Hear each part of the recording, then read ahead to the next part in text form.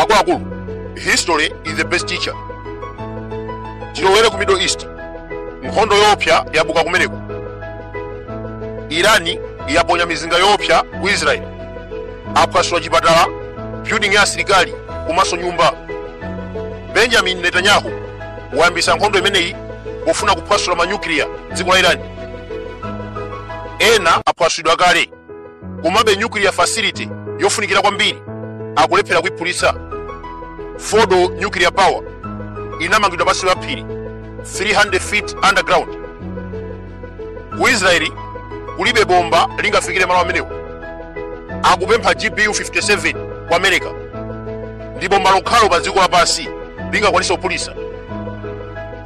History imatiuza kuti olimbana ndi Israeli amaona malodza. Egypt, Syria, Jordan anamenyana ndi Israeli katatu ndikunena pano anagonja.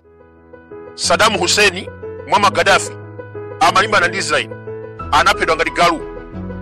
2024 Iran president anafa pa ngozi ya ndege patangotha masiku ochepa ataponya mizinga.